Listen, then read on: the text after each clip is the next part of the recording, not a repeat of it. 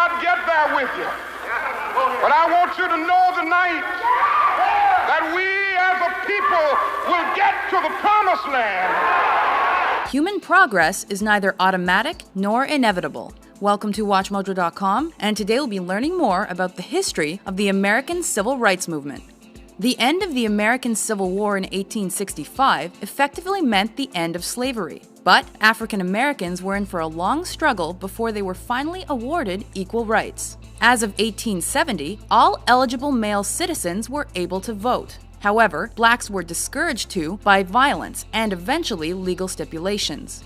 In 1896, the Supreme Court ruled to maintain racial segregation in private businesses in a case called Plessy v. Ferguson. Soon broadened to include schools, many southern states applied this separate but equal mentality to all aspects of life. However, this led to the application of Jim Crow laws, which resulted in blacks being treated as second-class citizens. Segregated schools, public transit, restrooms, water fountains, and more continued well into the 1900s.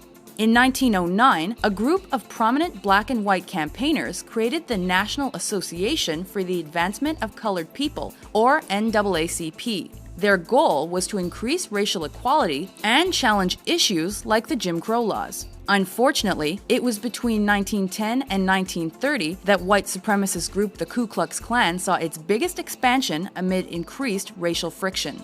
Following the First World War, the NAACP was devoted to ending lynching by white vigilantes. By mid-century, the group became instrumental in the Brown versus the Board of Education of Topeka court case. This class action suit, filed in 1951, asked that segregation in schools be struck down. Taken to the Supreme Court, the case resulted in the first integrated school in the United States to open in the fall of 1955. Encouraged by the decision, the civil rights movement began to hold high-profile boycotts, marches, sit-ins, and other peaceful protests.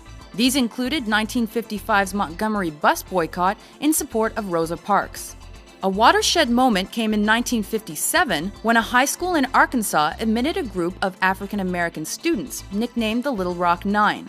Protested by fellow students, the governor, and even the state's National Guard, President Dwight Eisenhower eventually intervened to ensure the students' safe passage. By 1962, universities also began integrating, though black students were still met with protests and violence. The Southern Freedom Movement continued into the 60s, with support from newly elected President John F. Kennedy and his brother, Attorney General Robert Kennedy. The violence of the Birmingham, Alabama campaign influenced the president to fully endorse the movement.